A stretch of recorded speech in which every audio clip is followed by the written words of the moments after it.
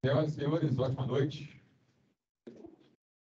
Estamos aqui hoje para concluir mais uma Semana Magna.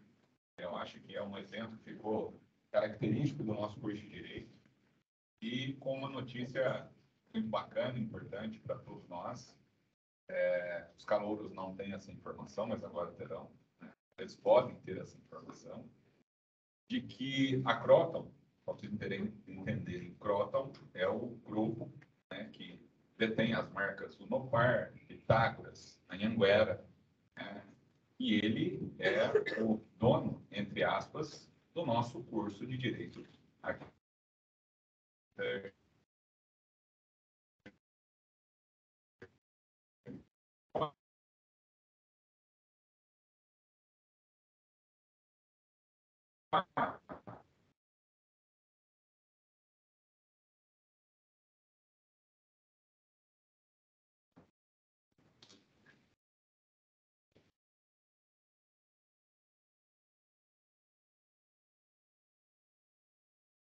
Então, todos os semestres, quando a gente oferece mais uma turma para a formação de mais uma turma, nós dependemos de autorização da Croton, que faz a avaliação do turma nesse semestre. Ficará para o... Por que falando isso? Porque no Brasil, de todo o grupo Croton, somente 4 unidades tiveram autorização para a formação de turma. E uma delas, Itajubá.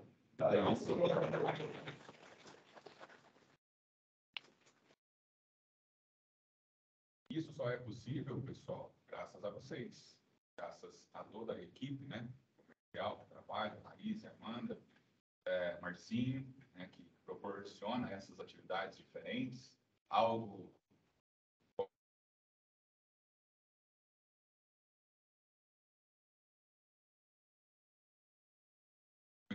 características do nosso curso. E se a gente for comparar em quantidade de habitantes, Pouso Alegre tem Pitágoras, assim como tem Itajubá. Eles não terão turma no próximo semestre, somente Itajubá. Então, se a gente for analisar isso dentro dessa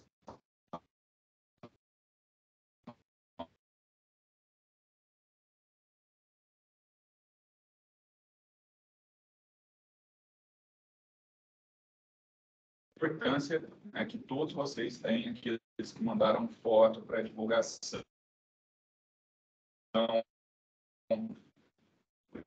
utilizaram suas redes sociais, os nossos sinceros agradecimentos. E para fechar, é uma Semana Magna que trouxe os mais temas, temas polêmicos, mas que de toda forma é importante que nós tenhamos sempre essa visão acadêmica que nos permita ouvir o outro, mesmo que eu pense diferente dele. Eu posso ter as minhas convicções pessoais, mas num ambiente acadêmico, elas não podem preponderar.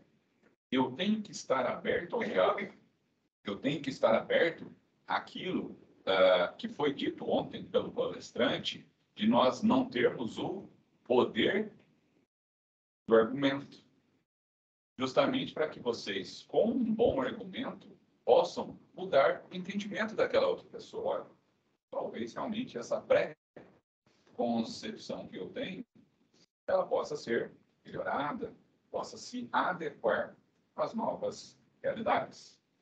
E hoje, eu estava até comentando ao fundo, já falei isso com o professor Hugo, quando da seleção de professores, que a gente faz todos os semestres, inicialmente a contratação seria só para a cadeira de Direito Tributário, ser uma disciplina muito específica, que exige um conhecimento técnico sobre a área, e a disciplina de Direito Econômico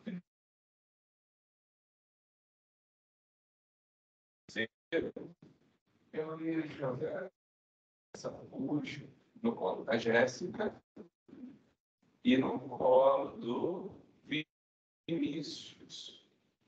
Não que eles não sejam lápis, mas não é algo com que eles trabalhem todos os dias. E aí, me manda um e-mail, tal de Bruno, que já tinha passado um período de de fazer as aulas testes, mas vamos lá. Vamos ouvir como eu faço com todos os candidatos que se propõem a lecionar na aula parte. Todos têm a oportunidade de chegar ali e dar a sua aula teste. E aí a gente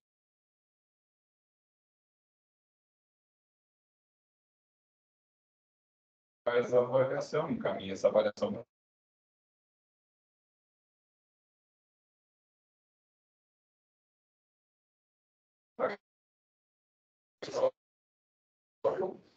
E ela verifica a viabilidade.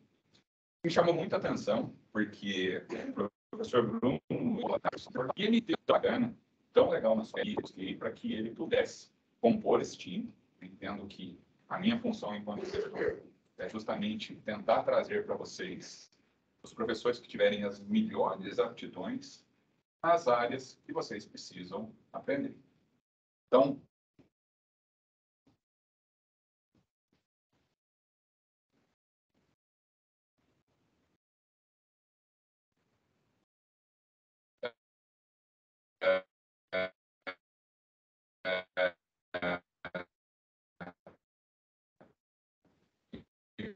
imaginando isso, joguei ele o desafio. E aí, quando a gente olha para o tema financeiro, então, temos aqui o ele já fez um podcast, ele vai falar um pouco mais para vocês da carreira dele.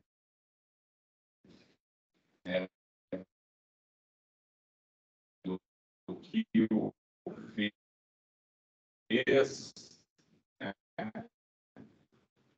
vir para o direito, já que tem uma história além do direito, né, professor? E fazer algo diferente para vocês, ela impacta diretamente numa coisa, pessoal.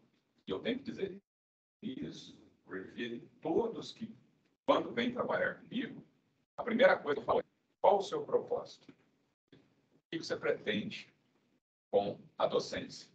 Quero ganhar dinheiro para toda a faculdade. Não é aqui. Por quê?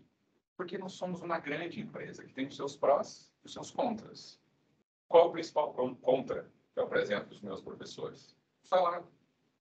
Eles pagam a base da categoria. Está errado? O professor de trabalho falando: não, seguem a convenção coletiva. Faz jus a eu ter doutores, mestres, trabalhando e recebendo como especialista? Não. Por quê? Eles entenderam que esse é um projeto de ensino. E o projeto de ensino ele passa por um período de maturação e, passado o período de maturação, aí sim, aí vai ser a hora de nós colocarmos as suas titulações dentro daquilo que elas realmente fazem jus. Então, é só para vocês entenderem um pouco de bastidores e contexto de como eu consigo montar um time desse, graças a todo esse apoio e suporte que eu tenho, não só da Croton, mas também do Márcio e José Márcio, de forma local. Porque esse espaço, essa atividade diferente que a gente faz, não é bancada pela Croton. Eu não tenho orçamento para isso. Quem faz todo esse diferencial para vocês é o Márcio e o José Márcio. Por isso que eu sempre gosto de deixar isso muito claro, mais uma vez, agradecimentos. Mas, feitas todas essas considerações iniciais e não me alongando muito na minha fala, eu queria passar ao professor Bruno para que ele possa falar um pouco mais sobre essa área que é tão interessante, que é a área da pesquisa e que, com certeza, faz com que nós tenhamos um sentido.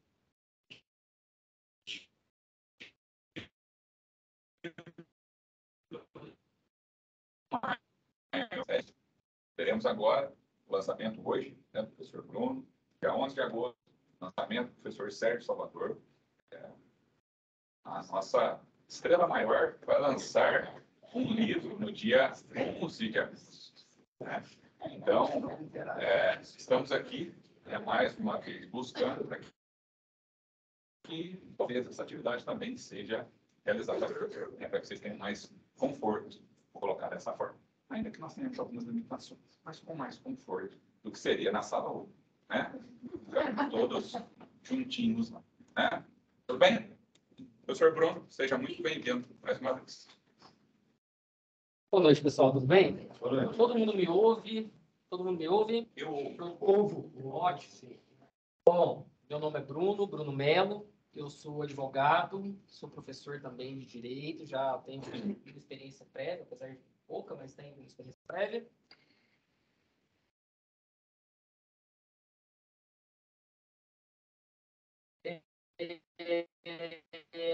E foi convertida em livro.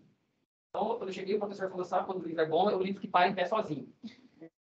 Ele era mais grosso, pessoal. Na verdade, eu diminuí ele um pouquinho para que não ficasse uma leitura tão chata, uma leitura tão maçante para quem eventualmente for ler. Bom, vamos falar um pouquinho da minha trajetória. Quando eu entrei no mestrado, eu sempre gostei de falar de economia. Sempre me interessei. Por quê? Porque quando a gente vem de baixo, a gente quer entender por que a gente não consegue romper com aquele ciclo vicioso, né? Se é ciclo é vicioso, mas enfim, aquele ciclo de que você não consegue nunca romper, você não consegue chegar a alçar novos voos, né? Voos mais altos. E aí eu fui pesquisar por quê. Eu queria falar de economia, eu queria falar de direito. E eu comecei lendo um livro chamado Andar do Bêbado. E é um livro que ele fala do acaso, um livro muito interessante, fala do acaso. E lá no livro ele faz a menção a respeito de um autor, de um cientista chamado Francis Galton. Alguém saberia dizer quem é Francis Galton? Não? Francis Galton é o cara que deu origem à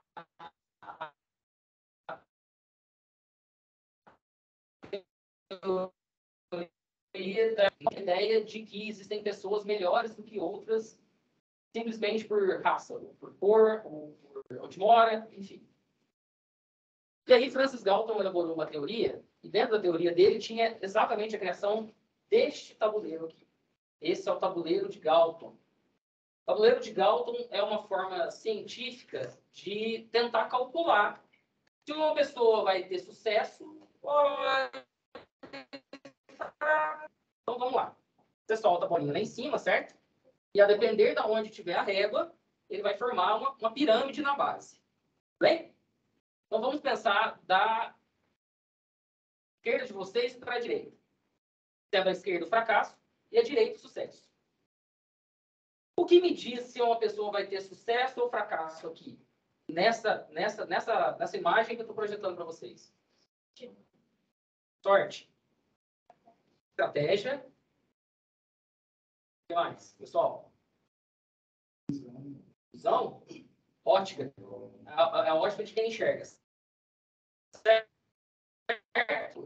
O ponto de partida, de onde você começa. Se a sua régua estiver para cá, a sua tendência é que você não consiga sucesso. Se ela estiver para a esquerda.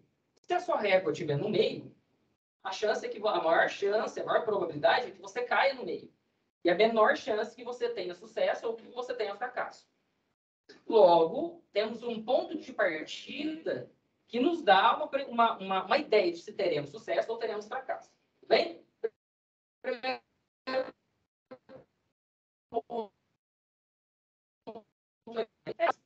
Veja bem, se aquela divisória fosse 3 divisórias, seria sucesso, mesma coisa, e fracasso. Fracasso, mesma coisa e sucesso. Tudo bem? Como eu tenho várias divisórias, sempre vai haver alguém que teve mais sucesso do que outro, e assim sucessivamente. Certo? Bom, aí eu fui pesquisar.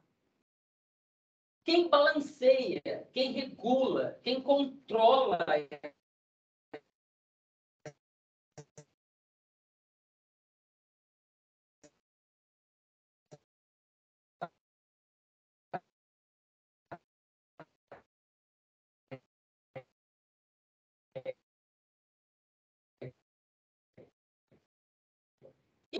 viu, pessoal? Quando a gente, para quem tiver interesse, for pesquisar em industrialização, vocês vão notar que existem várias fases de industrialização.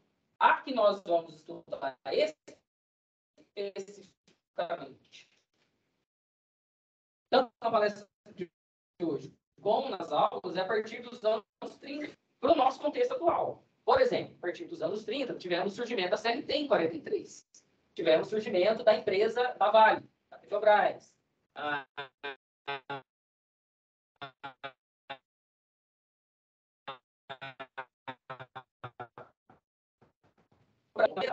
Elas surgiram nessa época e não surgiram por acaso. Elas tiveram uma motivação para o surgimento dela. Mas vamos falar disso mais para frente. Esse é um autor que eu gosto muito, é um autor que eu apontei no livro, é um autor brasileiro. E a teoria dele é muito parecida com um outro autor também que eu indiquei, mas um autor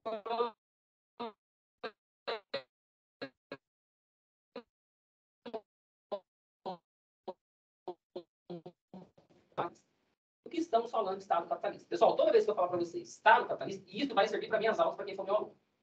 Toda vez que eu falar Estado capitalista, eu não estou demonizando o capitalismo. Por favor, não entendam assim. Capitalismo é um sistema.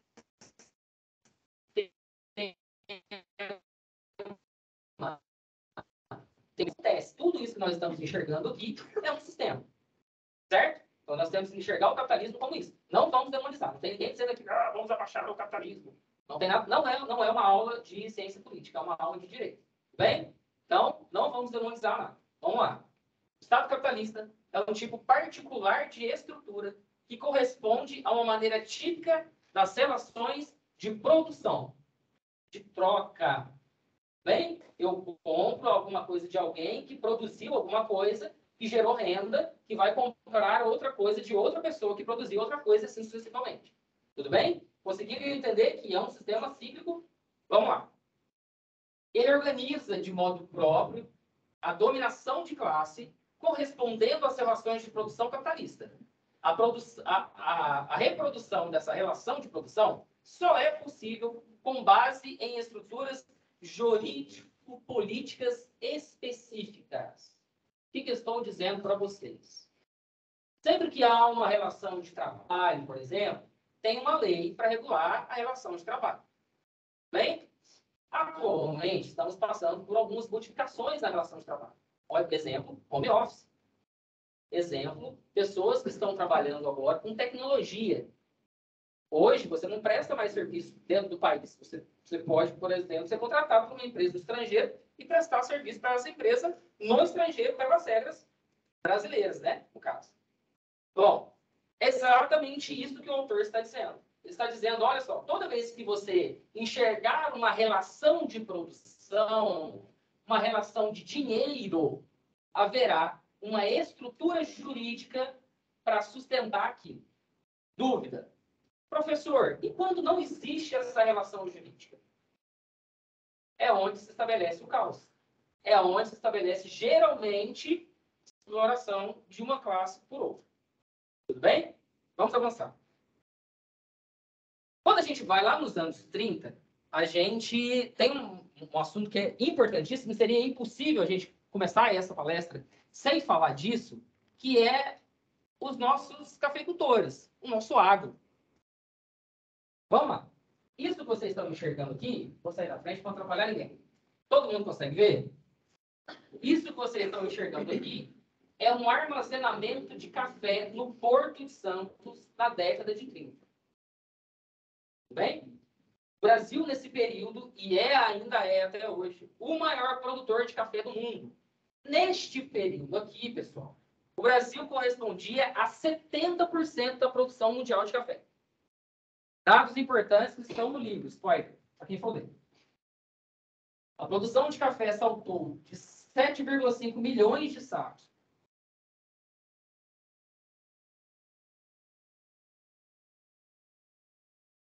em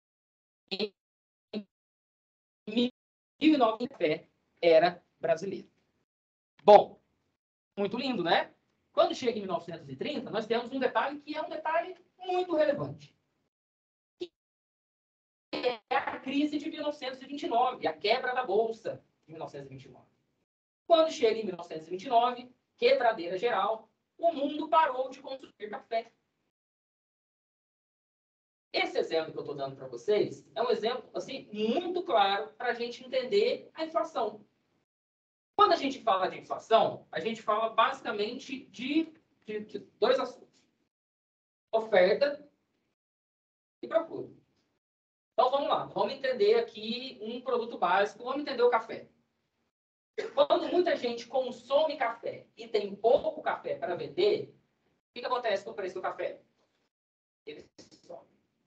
Quando pouca gente consome café, mas não tem café para vender, o que acontece com o preço do café? Ele sobe também. Tudo bem? Vocês conseguiram entender que há sempre uma relação de consumo de quem está entregando aquele produto? Ótimo. Nos anos 30, quando a galera chegou na crise, não tinha dinheiro para nada, o pessoal parou de consumir café. E aí, que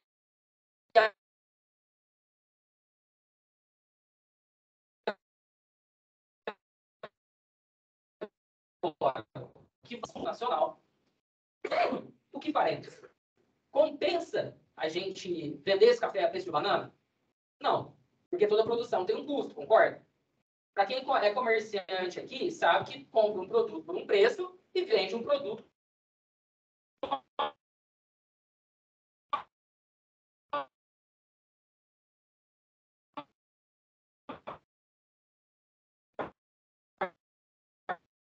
margem do negócio dele. Porque senão o negócio não se sustenta. Se precisar, deixa eu morrer. E os cafés, e os sacos de café que já estavam para ser distribuídos? Colocou fogo em tudo. Essa é uma foto dos sacos de café incendiados no Brasil, justamente porque era mais interessante você botar fogo no café do que você vender o café, porque não tinha preço. Bem, tem outros fatores também que influenciaram isso, pessoal. A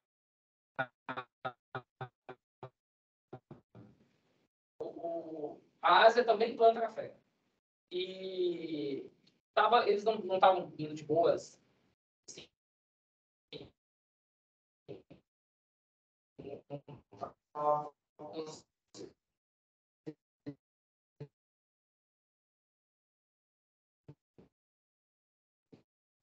produzir, quando chegou em 1930, eles conseguiram produzir café no mercado também.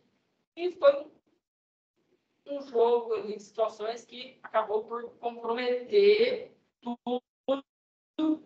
E aí chegou a essa situação que você tem que colocar fogo no café, porque não compensa você manter o café. Bom, aí o governo brasileiro chegou à seguinte conclusão. No da história, esse é o Plano Safra. Plano Safra. O Plano Safra, apesar dele começar em 2007, ele não é, a ideia do Plano Safra não é de 2007. A ideia de você subsidiar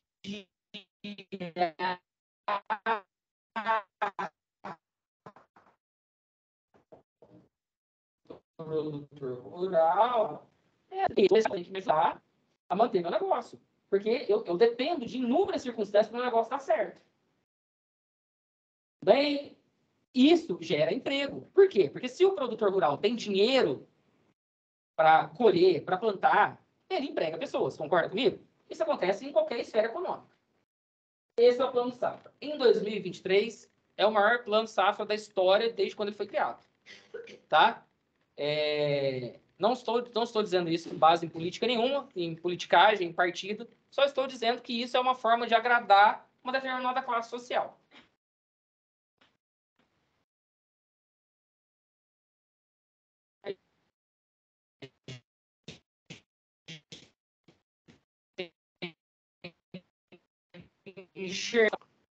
Alguém sabe dizer quem são essas pessoas? Deixa eu sair da frente. Getúlio Vargas, certo? No canto aqui. E no meio? Quem é o cara do meio ali? Washington Luiz. Tudo bem? Foi o último presidente da República Velha, ou também chamada República do Café com Leite. Mas por que Getúlio Vargas está do lado de Washington Luiz? Ele era ministro do Washington Luiz. Que loucura, né? Quando chega nos anos 30, Getúlio Vargas inicia uma revolução no Brasil, que vai culminar com a Constituição de 1934. A Constituição de 1934 1934, ela traz alguns avanços e alguns retrocessos. Bom, essa é uma foto do parlamento pós-constituição, da Constituinte de 1934. Alguém não sabe o que é Constituinte? Constituinte é quando as pessoas se unem para formar uma Constituição. Bem? Vocês estão me acompanhando, pessoal? Vamos lá. O que vocês estão notando de diferente dessa foto?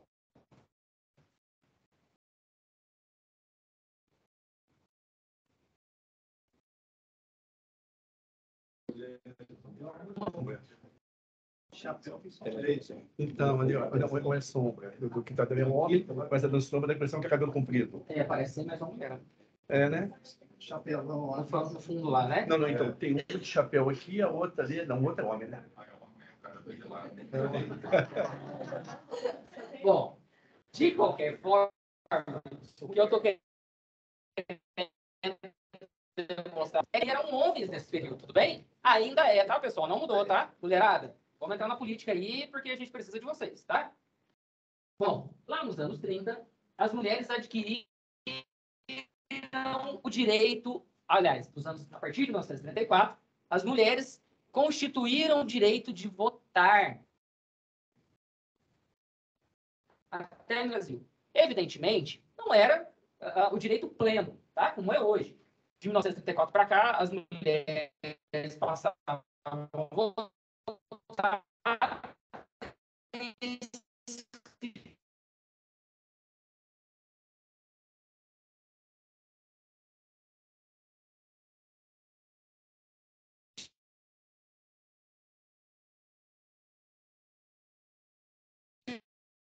tivessem 21 pontos.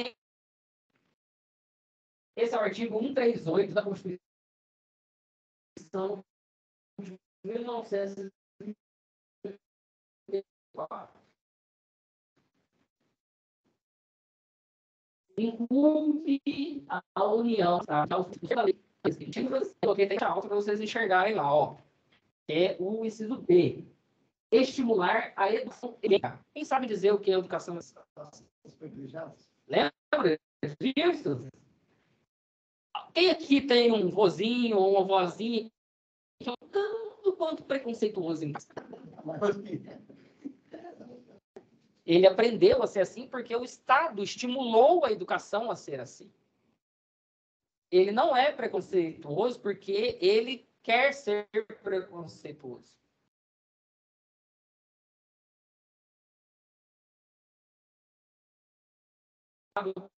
Patrocinando, estimulando uma educação preconceituosa. Então, que estimula o racismo. É disso que a gente está falando. Isso em 1934. Que ano que foi abolida a escravidão no Brasil, pessoal? Bem, estamos falando aqui de bastante tempo, né? Mas vamos lá. Estimular a educação do gênero. Então, se o seu vozinho for preconceituoso na sua casa, releva, tá? Ele aprendeu a ser assim com alguém. Passados a ideia de 1934, onde tivemos avanços e alguns retrocessos, chegamos em 1937. Se vocês perceberem aqui, vocês vão notar que eu estou falando das constituições do Brasil nesse período. Bem, comecei com 34 e agora cheguei em 37. A gente está falando de um golpe de Estado aplicado por Getúlio. Olha o Getúlio de novo. Nesse caso, ele está lendo, né, em 1934, em 37, perdão, a instituição do Estado Novo. O Estado Novo. Quando a gente fala de industrialização no Brasil, pessoal, a gente fala basicamente de 1930 até 1945, ápice da industrialização no Brasil. Não que não houvesse, a partir de 1945, industrialização. Aconteceu, basicamente, até 1964.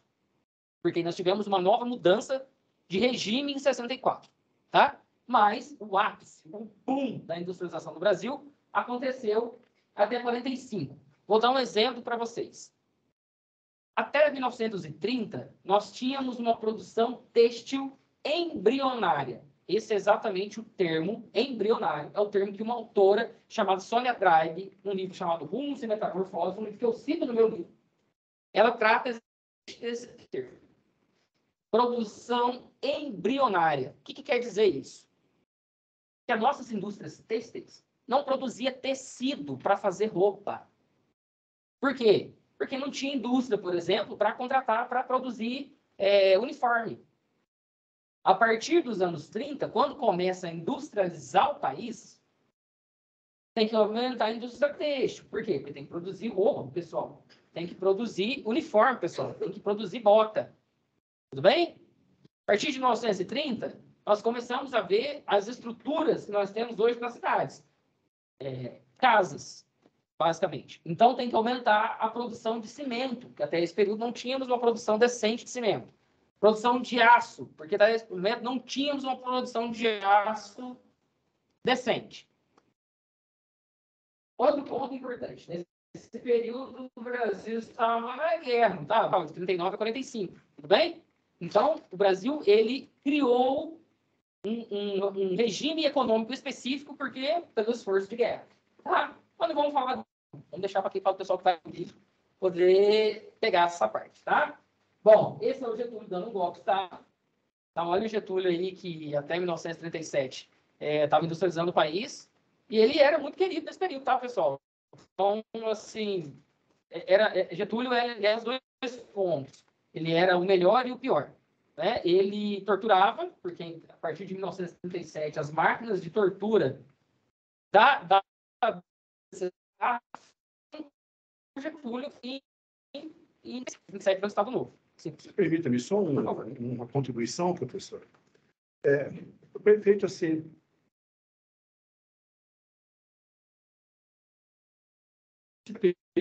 Eu estou falando que a construção da fábrica de armas, que hoje ainda é tudo, e justamente nesse período do Getúlio. Né? Foi entre 35, 37, depois ele até se ingressou lá. Então, só para efeito de contribuição, o senhor falou da guerra, veja bem o Getúlio já mexendo com a indústria mesmo também, aqui em Itajubá. Né? Certo, pessoal? Vamos continuar. Getúlio deu um golpe, instituiu uma nova Constituição lá em 37, Constituição autoritária, né? Então, ele não promulgou, ele outorgou, tudo bem? Sabemos? De promulgação e tudo bem, né? Olha lá. Aí, depois de tudo.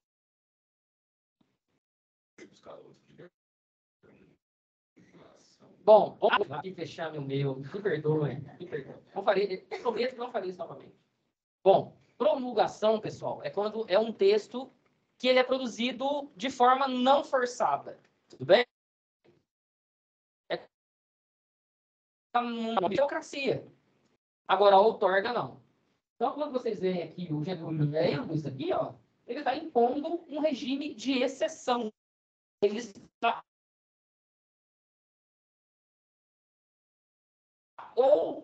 impondo um texto de lei.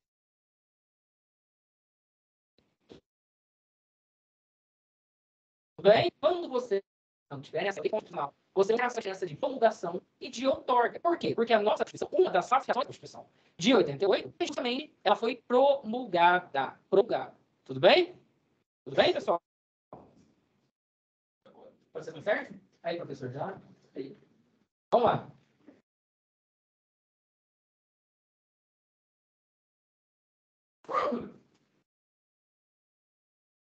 Companhia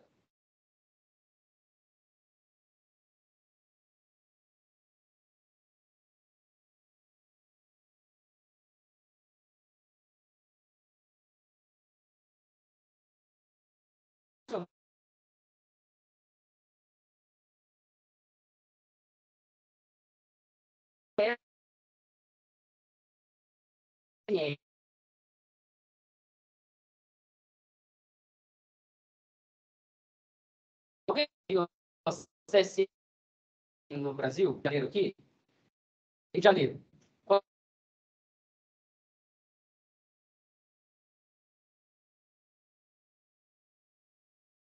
E aquele cara que está assinando ali, ó,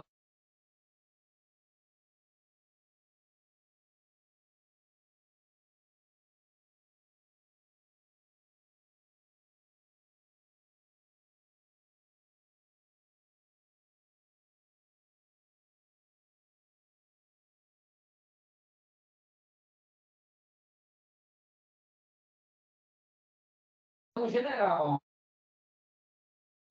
general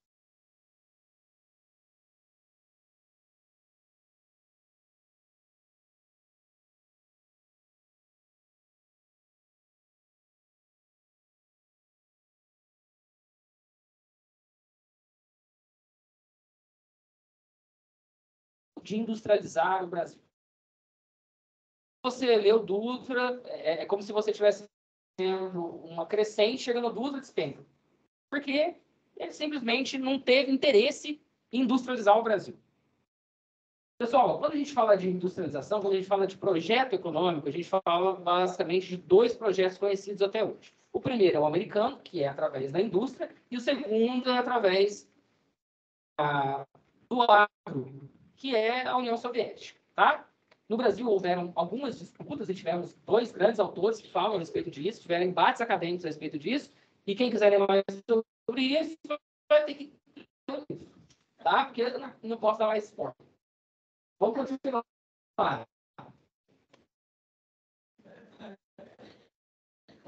Vamos continuar. Essa é a CSN, tá? Essa é a Companhia Siderúrgica Nacional hoje. Tudo bem, pessoal? Como o professor falou aqui, é a cidade do aço. Tá? Ela é simplesmente gigantesca, você tem que andar de ônibus dentro dela, muito grande mesmo. Tá?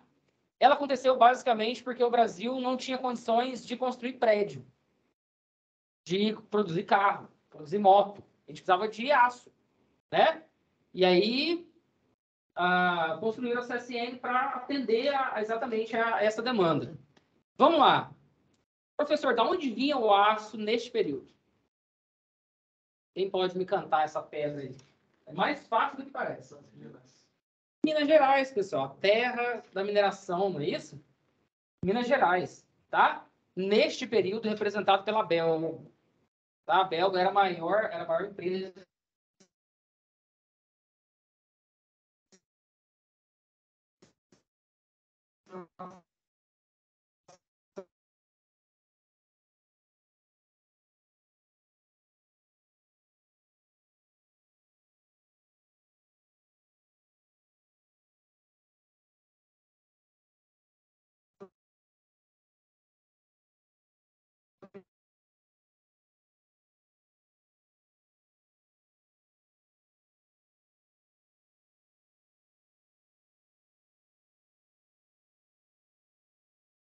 bom.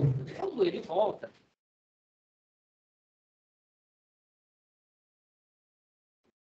ele começa a apresentar alguns planos de desenvolvimento para o Brasil.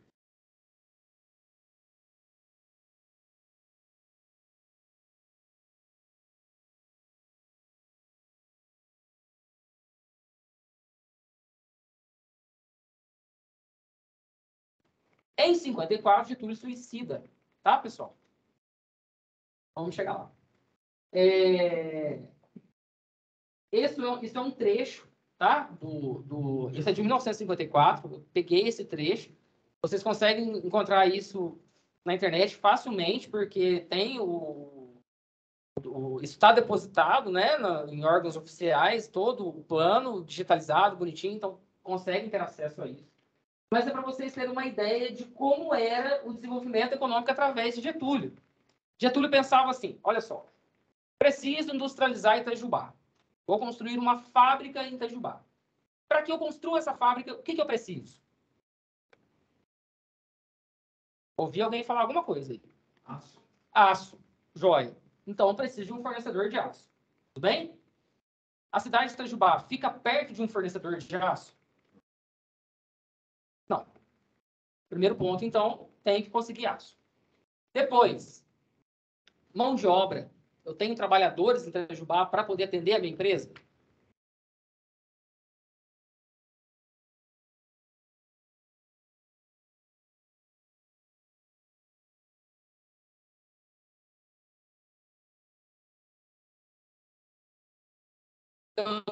Eu tenho energia para fornecer, para poder mover essa empresa.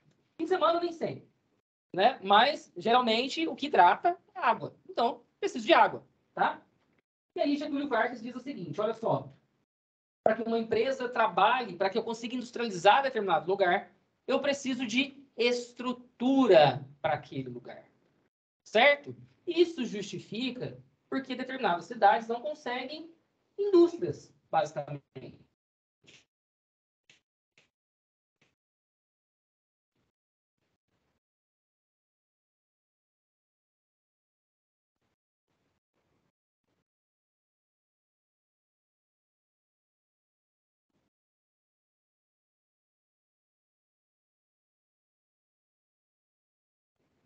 Porque é muito difícil industrializar. Houve um aumento de população na região Nordeste de X%. Mas a produção de energia aumentou X-1. Logo, temos que aumentar a produção de energia para aquele lugar para que não falte luz. Houve uma migração, uma volta da região de São Paulo para o Nordeste. Mas na região do Nordeste falta água. Então, nós temos que aumentar os postos daquele lugar para poder fornecer água para essas pessoas. Tudo bem? Getúlio cria planos para o Brasil. Planos estes que nós conseguimos enxergar até hoje.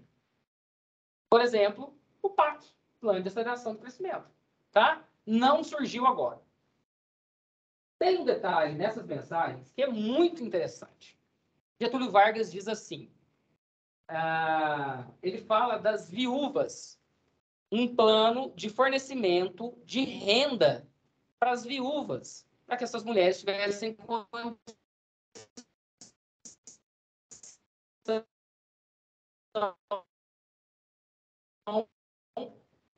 de manter o seu sustento. A gente está falando do Bolsa Família, pessoal. É a introdução do Bolsa Família já acontecia aqui, ó. Tá? Já era plano do governo. Por quê? Porque toda vez que a gente fala de transferência de renda, essas pessoas não vão rasgar o dinheiro. Elas vão voltar esse dinheiro para a economia de forma a mover a economia. E realmente, né, tínhamos uma resolução muito boa daquilo. Essa é uma multidão que acompanhou o SCIF, que acompanhou o Getúlio morreu. O que nos diz uma coisa.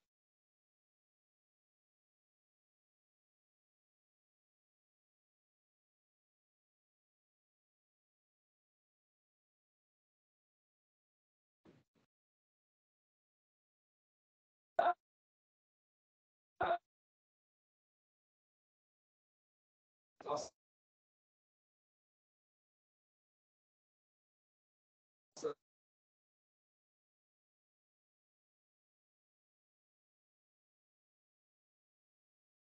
Pessoal, bem? Tá todo mundo entendendo? Tá todo mundo me acompanhando? Aí, nós chegamos em 88. Professor, pergunta. Professor, por que você pulou de 64 até 88? Por quê, professor? Muito boa essa pergunta. De 64 a 88, nós estamos falando de um outro regime de exceção, pessoal. Então, entrar nele significava que a pesquisa avançaria pelo menos mais um ano. E eu não tinha esse ano, porque eu tinha que entregar a minha dissertação de mestrado. Certo? Então, eu pulei em 64 até 88. Chegamos em 88. Vai lançar a edição atualizada. Teremos uma segunda edição. Isso não quer dizer que vocês não comprem a primeira. Comprem a primeira, que não vai ser diferente, tá? Já vou antecipar. O final é diferente. O final é tudo diferente. A capa, inclusive. Lógico.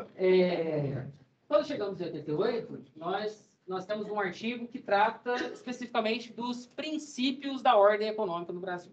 Artigo 170 da Constituição. Vamos lá. A ordem econômica, fundada na valorização do trabalho humano, na livre iniciativa, tem por fim assegurar a existência digna, conforme os ditames da justiça social, observados aqueles princípios que estão ali.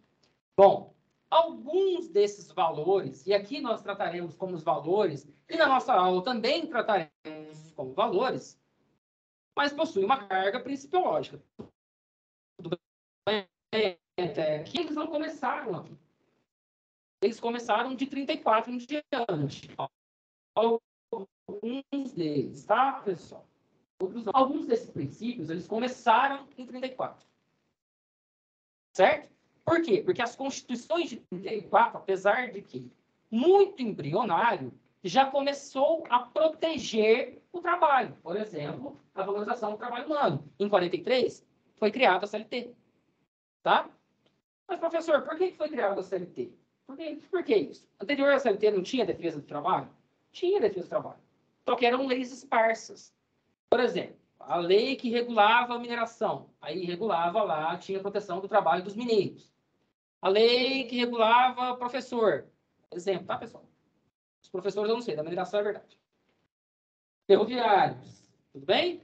Tudo isso era regulado por leis específicas. A partir de 43, não. Aí todo trabalhador tinha esse direito. Tudo bem? Então, essa valorização do trabalho humano, ele não surge em 88. Ele surge com a industrialização. Tá? Quando nós entramos nos princípios, olha lá, propriedade privada, função da propriedade privada que é um princípio liberal. Tá? Ele é um princípio liberal. Mas quando você pega o princípio de baixo, que é a soberania, a função social da propriedade privada, nós estamos falando de uma outra matriz teórica. A gente não está falando do liberalismo aqui. A gente está falando lá que isso é um direito social.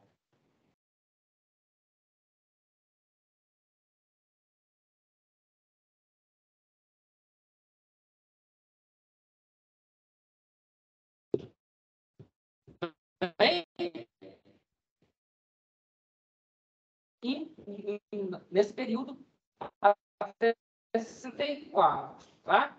Defesa do consumidor é um pouquinho mais novo, ela surgiu ali nos anos 70, com algumas leis que protegiam o direito do consumidor, e, constante, a Constituição regulou o direito do consumidor e estipulou que o direito do consumidor, que houvesse uma legislação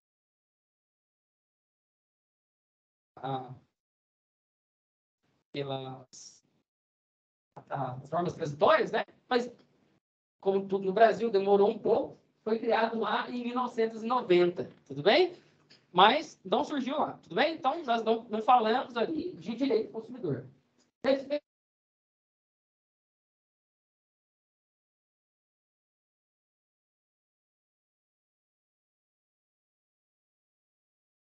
Quando você defende o meio ambiente, a gente está falando de tratados internacionais que beneficiam um país que defende o meio ambiente. A gente está falando de grana. Defender o meio ambiente é um sinônimo de retorno. Busca do pleno emprego. Pleno emprego, pessoal. O que seria pleno emprego? Pleno emprego é um termo específico também de um outro país. Ele que cria o conceito de pleno emprego a partir do momento que ele fala que uma sociedade onde a maioria das pessoas estão empregadas é uma sociedade que possui pleno emprego. Tudo bem? A ideia de todo buscado até hoje. Por quê? Se todo mundo tem emprego, todo mundo tem grana.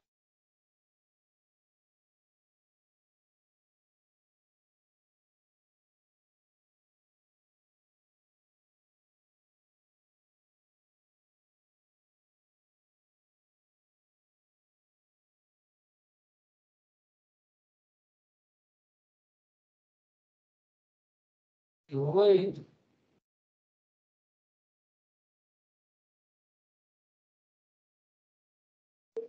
Primeiro delas, qual a importância de defender os princípios do artigo 170 da Constituição? Os princípios reguladores da ordem econômica no Brasil. Qual seria essa importância? Ninguém pode me dizer? Existe uma importância aí, não existe? Ou não? Dane-se, vamos... Não? Tem uma importância, né, pessoal? Quando a gente defende os princípios da ordem econômica, a gente está defendendo os princípios que estruturaram a nossa forma de viver, estruturar a nossa forma de trabalhar, a nossa forma de receber. Se um princípio desse não tivesse validade, nós basicamente não estaríamos aqui. Por quê? Porque não existiria trabalho. Eu não teria um emprego. Tudo bem?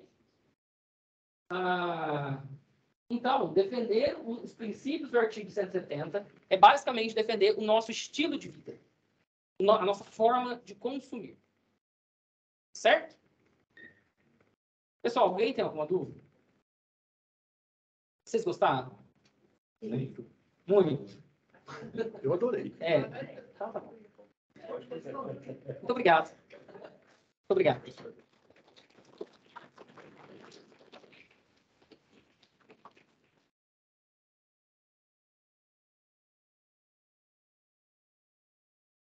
Professor, o senhor comenta que alguns desses princípios podem ser citados. O senhor comenta que alguns desses princípios podem ser citados na Constituição de 88, advém de 94, tá? Constituição Polaca, de 46 e tal.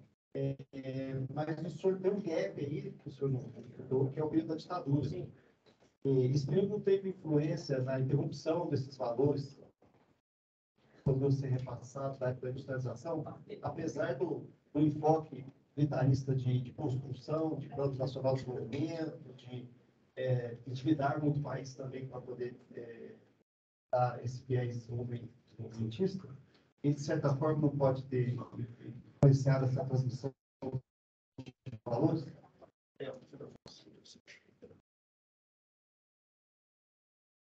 Vamos lá, pessoal. A pergunta que o nosso colega fez para a gente aqui, ó. De 64 até 88 houve um rompimento, tudo bem? Uma mudança de paradigma no Estado, certo?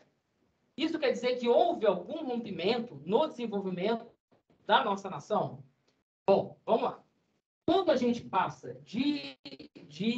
quando a gente chega em 64, basicamente, a gente não fala de um rompimento total. Não é como se eu dissesse para vocês, olha, tudo que aconteceu acabou, sumiu, começou de novo. Não.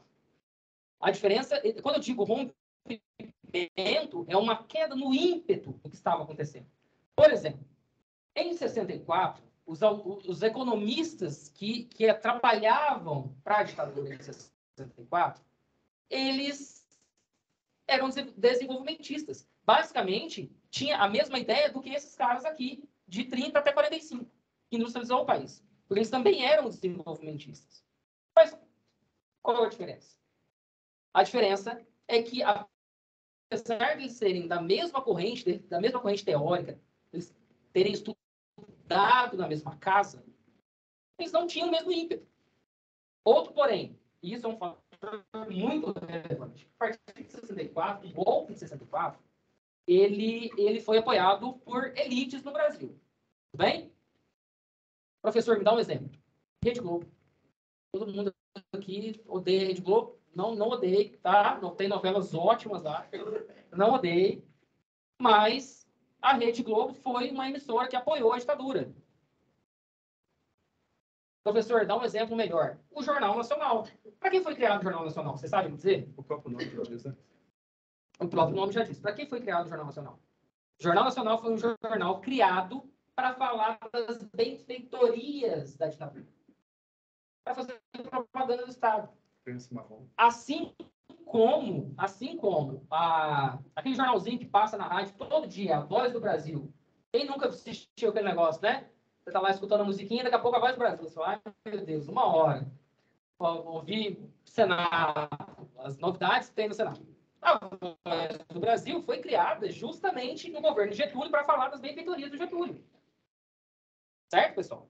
Então, quando a gente chega em 64, quando eu falo para vocês de rompimento, eu não estou falando que acabou. Mas as coisas aconteceram de formas diferentes. Por exemplo, livre concorrência. Quando a gente pega o princípio da livre concorrência, ela é um princípio estimulado nos anos 30. Tá? Ele começa nos anos 30 em diante. Quando chega em 64, existe a criação do CAD. Bem? Sabe o que é CAD, pessoal? Quem aqui não sabe o que é CAD? CAD é um órgão de defesa da concorrência. Então, vamos lá, é o órgão que regula a concorrência. Sempre que tem uma concorrência desleal, é o CAD que vai permitir ou não que essa concorrência aconteça. Por exemplo, a Sadia foi comprar a Perdigão. Ou a Perdigão foi comprar a Sadia. Não me lembro. Mas quando essas duas empresas que eram gigantescas foram se fundir, o CAD disse, olha, pode ou não pode. Por quê? Porque se uma empresa grande dominar tudo, ela vira um monopólio, bem? Monopólio da economia. Isso não pode acontecer. Por quê? Porque livre concorrência. Tá, pessoal? Então, o CAD, nesse período, foi instituído o CAD. O CAD foi criado nesse período. Mas houve um desestímulo no CAD. O CAD passou a não fiscalizar. Porque as empresas que apoiavam a ditadura, de financiavam a ditadura estavam crescendo no Brasil. Logo, tinha que desestimular o CAD, porque senão o CAD não ia deixar essas empresas crescer. Tá? Então, isso é normal de todo o Estado totalitário. Tá? Sempre quando nós vemos um Estado totalitário, nós vemos ali um ímpeto de arruinar a economia do país. Tá? Por quê? Porque quando a gente fala de democracia, a gente fala de estabilidade. Por incrível que pareça, a gente fala de estabilidade. Tá? Aí vocês vão dizer assim para mim, professor, mas e a China? Ô, professor, e a China? Muito boa sua pergunta. Quando a gente fala da China, a gente fala de um período ali meio nebuloso, onde a China cresceu por 2 dígitos nas décadas passadas, né? Mas agora a China está crescendo, está caindo o crescimento, justamente porque as coisas estão se estabilizando e outros países estão surgindo como grandes atores internacionais e a China está deixando de crescer. A China hoje está crescendo 5% e a tendência é que caia. Tá? Alguns atores tendem a relacionar isso com a democracia, a ausência de democracia na China. Tá? Respondi sua pergunta, colega? Professor, e na verdade, a ditadura militar, os militares, uma ideia, você que está ligado, professor? Eles trouxeram uma ideia assim de o pobre querendo ser rico. Então, eles queriam se equiparar aos Estados Unidos. E eles começaram com obras faraônicas. Começaram com a Transamazônica, que ia cortar o Amazonas inteiro. Começaram com uma energia nuclear em Angra. E eles queriam trazer. Só que é igual aquela coisa. Você começa uma construção sem o orçamento necessário e depois você para essa construção. Então, dentro do período da ditadura militar, esse liberalismo continuou. Eles queriam também fazer coisas, o que tinha na ditadura, que o professor colocou muito bem, uma questão ideológica de governo, que tinha uma outra forma de governança. Mas dentro desta questão, se eu estiver equivocado, o senhor me corrija, professor. Mas dentro dessa questão que o César falou, não houve uma ruptura em termos de empregabilidade, tudo. E a gente fala porque eu trabalhei na época da ditadura, né, gente? Eu tive a carteira assinada, eu corri atrás de emprego, e eu me lembro que as coisas fluíam, eram normais. O que tinha ali realmente é a questão ideológica da ditadura, do autoritarismo, né, de censura, tudo, mas em termos de liberalismo, ele continuou. Ele não teve aquela ruptura com o liberalismo, dentro dessa questão de instituição, de desenvolvimento econômico. Pessoal, complementando a fala do professor aqui, está perfeita, professor. Passada da ditadura para cá, o final da ditadura era marcado por um índice de inflação altíssimo. Estamos falando de 200% ao ano. Ano passado, a gente estava reclamando que o preço da carne estava muito caro, não estava? A inflação estava em 20%. Agora, pensa 200%. Isso era o final da ditadura. Quando a gente inicia os anos 90 e vai até 94, com o início do Plano Real, a gente está falando de 700% de inflação. 700% de inflação, pessoal. Isso é muita coisa, né? Ao ano. Professor, poupança dava 78%. Eu trabalhava no banco nessa época. Valmir, meu filho, lembra, Valmir? Era uma loucura o negócio. A gente recebia nosso salário, jogava na poupança, você jogava como se fosse hoje R$1.000, ganhava R$780 no final do mês. Que no final do mês, os 780 não valia 5, porque a inflação comia. Então, aí é outra conversa. Mas é isso mesmo. Isso tudo aconteceu no Brasil. Isso. Amém. Isso tudo aconteceu, pessoal, basicamente por causa das obras faraônicas. Quando a gente fala da industrialização do Brasil, já que eu respondo. Quando a gente fala da industrialização do Brasil, lá no período de 1930, a gente fala basicamente de 3 fatores estruturantes da industrialização do Brasil.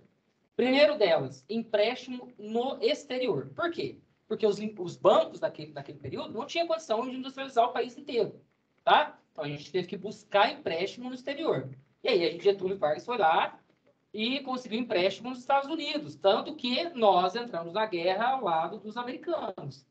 Tudo bem? Por isso aqui a gente não entrou do lado dos alemães, pessoal. Porque a Alemanha também ofereceu empréstimo. Só que como a Alemanha estava meio quebrada naquele período, porque, por óbvio, é quem dava mais. Os Estados Unidos forneceu mais e a gente entrou do lado dos americanos, tá? Então, a história que nós conhecemos hoje, ela é uma história que só existe por dinheiro. O segundo fator eram os impostos. Pessoal, até 1930, pessoal, quando eu digo 1930, vamos imaginar aqui no rompimento do paradigma, tá? Mas não aconteceu necessariamente em 1930. Bem, a partir dos anos 30, vamos dizer assim, os impostos no Brasil, a forma de arrecadação no Brasil também era embrionária. Por exemplo, não tinha progressividade do imposto de renda. A partir de 1930, surgiu a progressividade do imposto de renda. Por quê? Porque o Estado precisava arrecadar para poder investir em infraestrutura. E o terceiro pilar da industrialização no Brasil eram as indústrias. As empresas estatais que o governo criou para ajudar a manter o investimento. Professor, então você está me dizendo que o Correio, a Petrobras, ela foi criada para ajudar o governo a fechar a renda, fechar o gasto que ele tem? Exatamente. Então, por isso que quando a gente defende a privatização de uma empresa, a gente tem que criar um ponto de derrota. Essa empresa, ela se paga?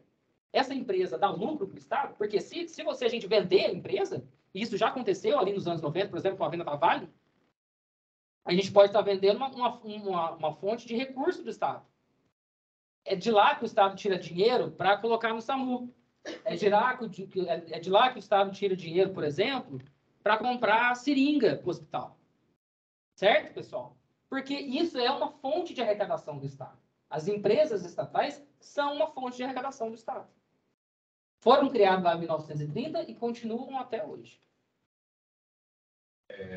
Eu quero mudar um pouquinho o que nós estamos conversando agora, até para os nossos alunos que já estão chegando no 7º período, e agora já passam a buscar temáticas justamente para os seus trabalhos de conclusão de curso. E uma das questões mais importantes, ou que mais instigam ou intrigam os nossos alunos é o que escrever e por que escrever. Então, quando a gente fala do lançamento de uma obra, eu queria entender o que o autor Bruno, qual foi a razão que o levou a escrever sobre esse. A gente usa algumas expressões como pesquisador, que é corte histórico. Por que nós tivemos esse? Por que você escolheu esse corte histórico, esse período da história, para falar sobre isso? E o que, dentro de projeto de pesquisa, quais foram os objetivos que você traz dentro da sua pesquisa, que você tem respondendo só? Tá.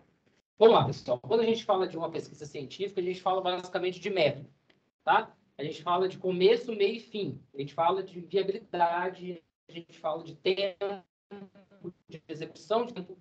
Tudo bem? É como se eu dissesse para vocês que eu vou daqui aqui na praia, aqui em Ubatuba. Mas qual é o percurso que eu passo para chegar em Ubatuba? Quando a gente fala de pesquisa científica, a gente está falando basicamente desses pontos. Olha só, eu vou parar em Taubaté para comer um lanche. Lá, você tem que deixar claro isso. Olha, eu recortei, porque o período tal é o período que me interessa para a minha pesquisa. No meu caso, eu recortei de 30. O ímpeto industrializante já aconteceu naquele período. Porque eu falava de industrialização e da essência econômica da Constituição, que é o artigo 170. Então, para mim, falar de 64 em diante, não teria viabilidade. Entende? Eu brinquei aqui no começo que não daria tempo, provavelmente não daria mesmo, mas não foi só por isso. Foi porque a minha metodologia não permitia eu avançar até 64. Porque tudo que eu provavelmente coletaria de 64 em diante, para a minha pesquisa, talvez não fosse tão interessante quanto o período anterior. Entende? Quando a gente fala de pesquisa, pessoal, a gente fala de metodologia, a gente fala de começo, meio e fim, a gente fala de um projeto, tá? É um projeto que ele realmente é desenhado.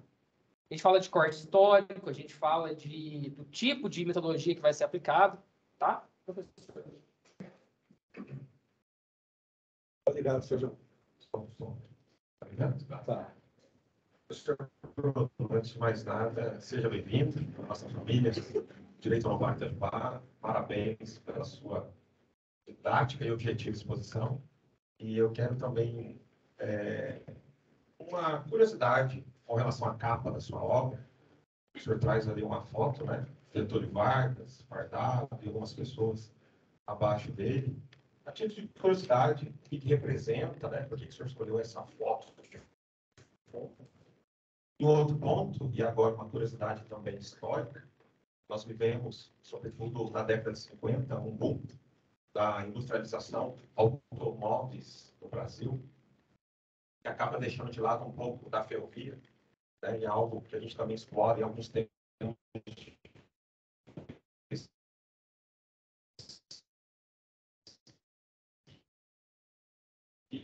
Tira as suas portas para o automobilismo e deixou a sua indústria ferroviária de lado, né? Nós temos o Japão, que é um país montanhoso, minúsculo, mais de 80% do transporte é ferrovia.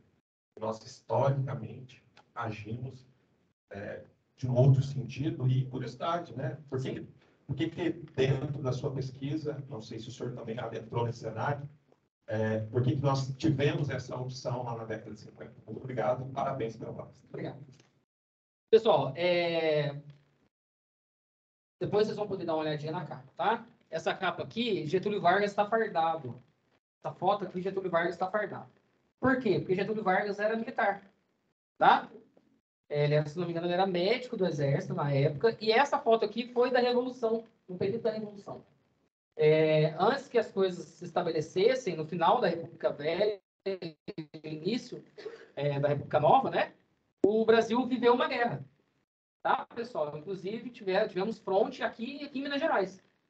Em Poços, Pouso Alegre também tinha trincheira lá, tá? Nesse período, Getúlio Vargas lutou, e é por isso que ele está fardado, tá?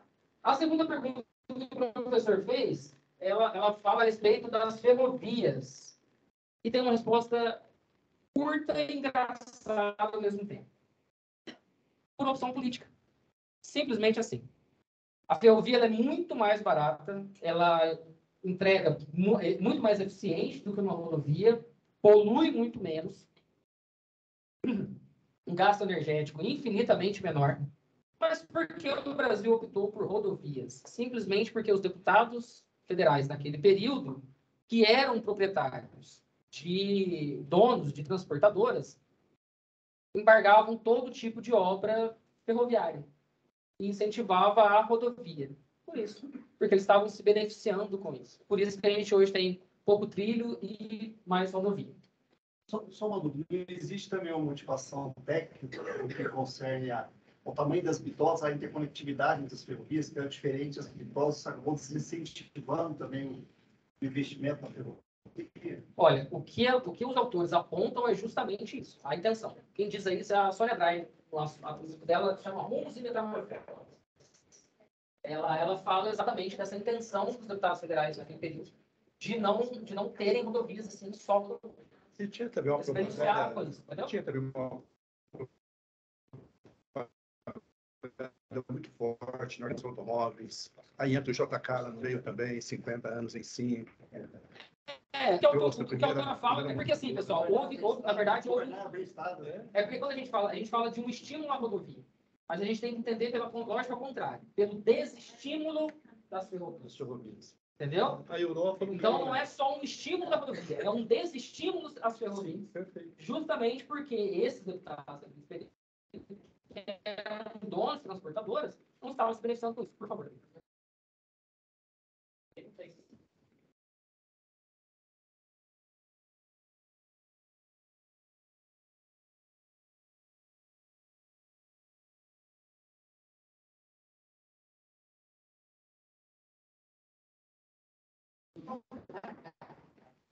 Boa noite, tudo bom? A minha pergunta é a seguinte: você vai analisar também a indústria, teve vantagem para a indústria automobilística. Ou seja, carro, muitas peças, quantas pessoas para produzir carro, é a rodabilidade. Então, tem um lado bom e um bônus dessa transformação. Certo. Só que a gente não está dizendo que não haveria rodovias. A gente está dizendo que houve um desestímulo às ferrovias. E quando a gente fala de transporte, por exemplo, a gente fala de instrumentos específicos, são os caminhões. Tá? Mas não quer dizer que não poderia estimular o carro. Por exemplo, o Fusca. Por exemplo, o Gurgel, que era um carro nacional.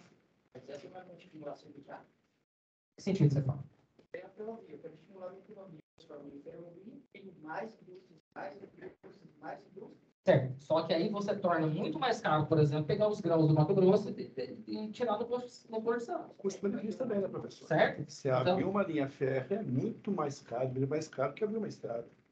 Não necessariamente. Não é? Não Colocar necessariamente. trilhos, colocar Não bitolas, tudo. necessariamente.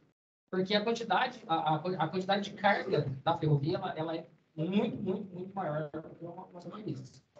A manutenção menor. Não, sim, a manutenção é menor, mas a construção ela é muito mais cara.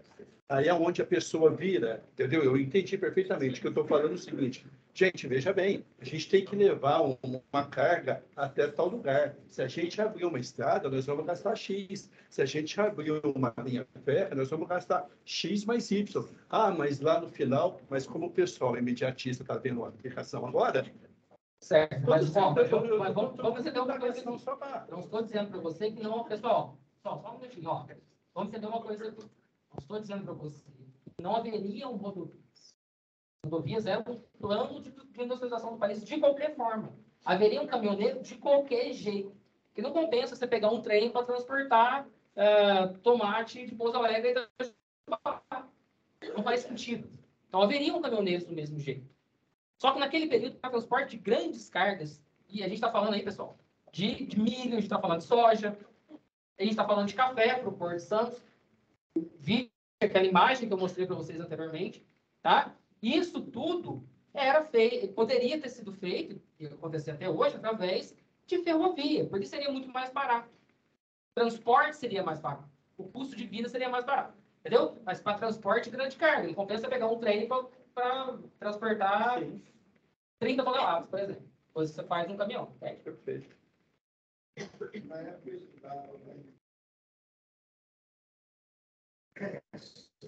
Eu acho que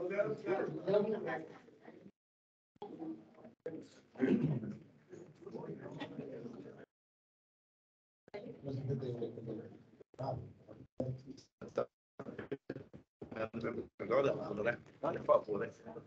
Os dois melhores.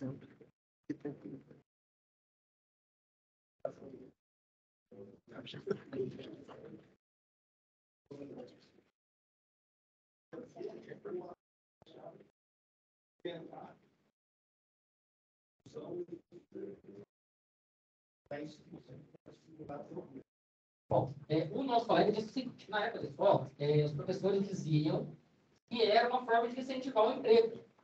E ele não está errado. Tudo bem. Não estou dizendo que não houve um estímulo para a rodovia em prol da ferrovia. Vocês estão, existem dois pensamentos aqui, duas formas de aceitar. A primeira é um contra o outro. A segunda é um e o outro. O que eu estou dizendo para vocês é que não é um ou o outro.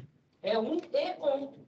Houve um desestímulo das rodovias, porque os deputados naquele período, não sou eu que estou dizendo, Sônia Drive fala isso aí. Quem quiser tem que comprar um livro. Compra o meu livro primeiro, depois vocês compram o livro dela. A Sônia Drive fala o seguinte, que houve um desestímulo, porque os deputados naquele período eram donos de transportadoras, se beneficiavam do rodovia, certo? Mas isso não quer dizer que tinha que estimular um em prol Que do outros outro. fatores não venham complementar Exatamente. isso, né? Entendeu? E, Claro. inclusive, a indústria de automóveis poderia acontecer do mesmo jeito. Não é impeditivo. Entende?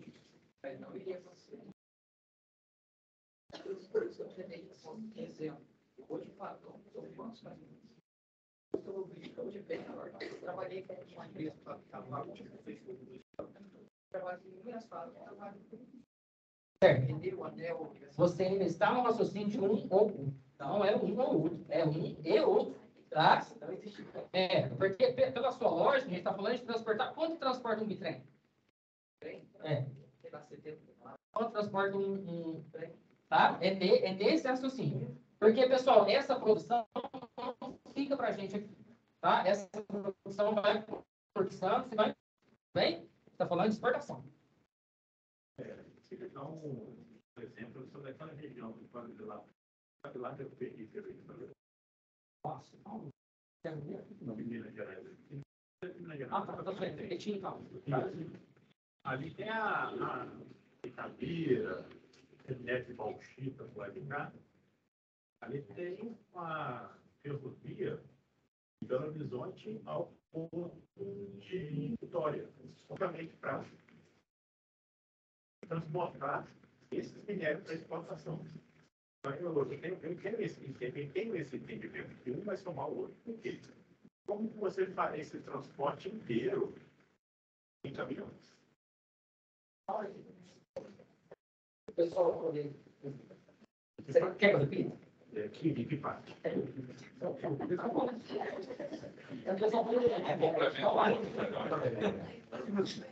Eu sou da região de Belo Horizonte, então conheço a história da ferrovia Belo Horizonte e a Vitória, Porto de Belo Horizonte. Ela foi criada especificamente para o transporte dos minérios de ferro, bauxita da região de Belo Horizonte, Itabira, que passa dentro de 3 indústrias rivais, que é a Cesita, que hoje é a ArcelorMittal, a Luz em Minas, e desce para o porto para exportação. Então, eu tenho uma ideia, gosto disso, que é um somos o outro. Porque sem essa ferrovia, não teria existido essa coisa. Não teria existido. Nosso metal também não teria competitividade, concorda? Porque tem a CSN, depois tem as usinas, que são as duas principais carros do Brasil. E a Cesita, que é a única que vai lá se for cidade, que passa dentro das ferrovias. Tem essas ferrovias, não teria o aço. Professor Bruno, deixa eu interromper só para a gente avançar e fazer o merchan agora também, certo? Então, objetivo do lançamento, até falei com o nosso querido Rafael Allen, né,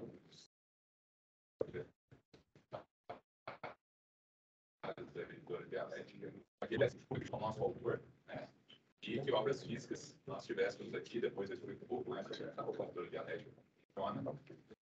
Ouvindo antes, beleza? E com isso, conseguimos trazer hoje, né, algumas obras que aqui no banner vocês vão ter o direciona para o site, onde vocês também podem adquirir, né, o livro, mas o objetivo hoje é tentar, né, fazer com que aqueles que queiram o autógrafo do autor, né, o criador e a criatura, vamos falar dessa forma, né, os livros estão lá ao fundo, isso? Quem vai estar lá ao fundo entregando os livros? Pessoal, vou apresentar a vocês o meu amigo, é o Dr. Felipe, ele também é advogado, tá? Se formou comigo, a gente estudou na escola junto, enfim, é meu amigo de infância, e ele vai estar me auxiliando lá no fundo com a parte do pagamento de vocês. Vocês vão poder pagar via cartão de crédito, cartão de débito também, se quiser, tá? E via Pix, tudo bem? Se vocês forem comprar pela Dialética hoje, ele sai R$5 mais trouxe dinheiro, tal, quer comprar pela editora depois. Pode, tudo bem. Aí você me traz na sala e eu faço o dedicatório para você. Para quem quiser comprar o livro aqui agora, eu já faço o dedicatório agora. Nós vamos fazer o seguinte, eu vou pegar a lista, todo mundo já assinou a lista, tá? Tranquilo. Nós vamos fazer 2 sorteios, professor. Um pela instituição, o professor Marcos já tinha pedido para fazer, e outro que eu vou estar adquirindo para eu também poder fazer em forma de sorteio para os nossos, tá? Por favor, é o sorteio.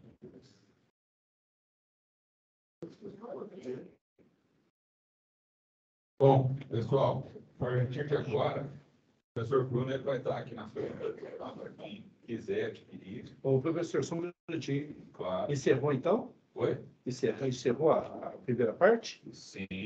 Então, por favor.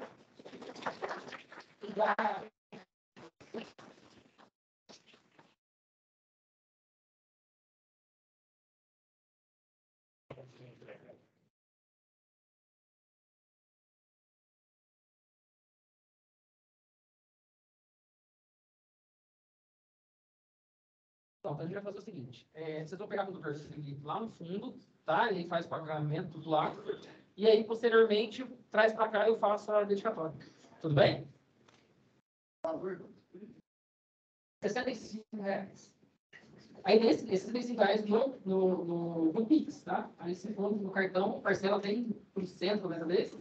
Mas tem uma taxinha aí que pode ser que não paga a pena.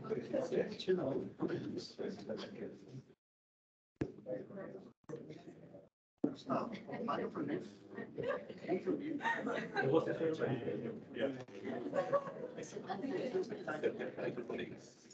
Consegue puxar o sorteio?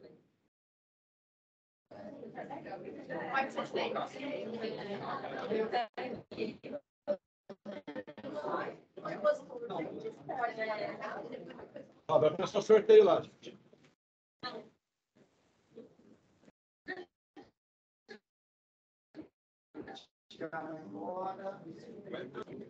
Já sorteou 5, talvez só. Não,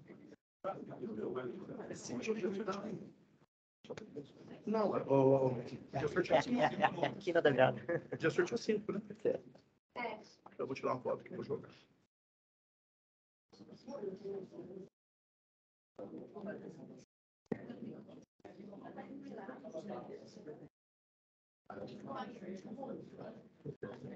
É aqui na virada. Eu sempre procurando, eu sou um palpite pra caramba. Palpite desse aí.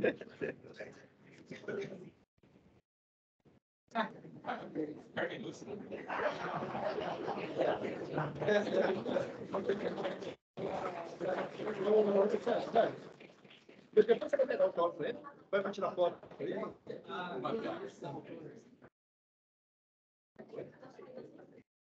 Porque eu estou pegando aqui. Pensa no Deixa eu. É para tirar foto aqui também? É, isso não tem necessidade.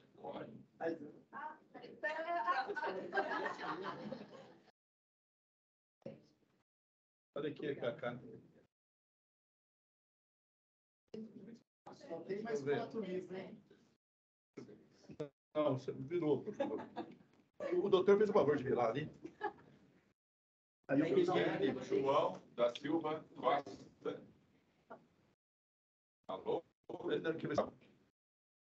José João da Silva Costa. José João da Silva Costa. Por favor.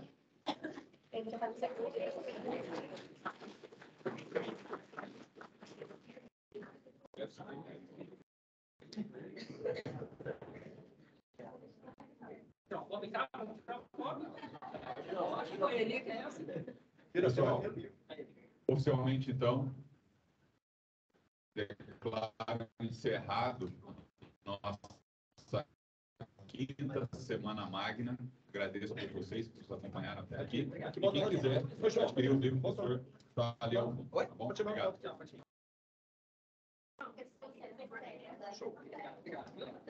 Aqui depois eu mando para você, Renato.